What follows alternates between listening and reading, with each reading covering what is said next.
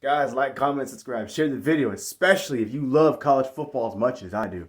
The Miami Hurricanes, we know they all had a hard time this season. I'm a Florida State fan, as you all know.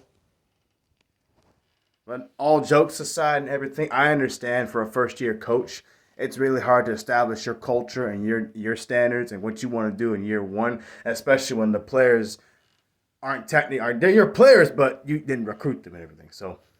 So I understand. And Mike Norvell went through that his first year. He had a lot of guys leave the program. They were all talented players, and everybody was mad at him because they only won 3 games. So Miami and Florida State, pretty bad first years with first year coaches Norvell. Now look at what Norvell's doing with FSU. You know what I mean?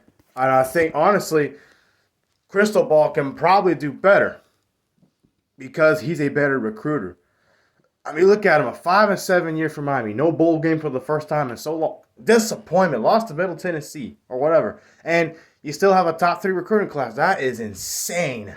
Now I know it takes time for those players to develop, but if that man recruits good, you know doggone well a lot of those players can probably play college football right now with the right development. So I really do think Miami's going to have a good year next year. I don't see why not.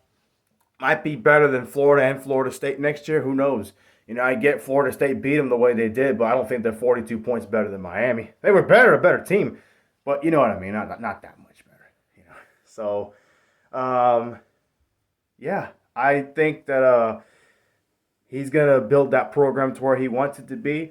I don't know about winning the ACC championship next year, but Miami will definitely have a winning season. I think they win at least 8 games, maybe 9 games next year. That's being realistic.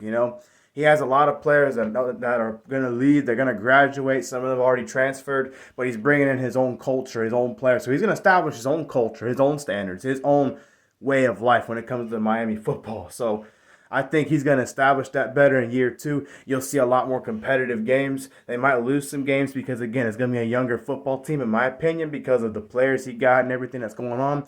But I do think you'll see an entertaining, fun group of players to watch for the Miami Hurricanes. They should have a winning season next year. At least 7 wins, if I'm being realistic. Year 3 or 4, look out. That's coming from a Florida State fan.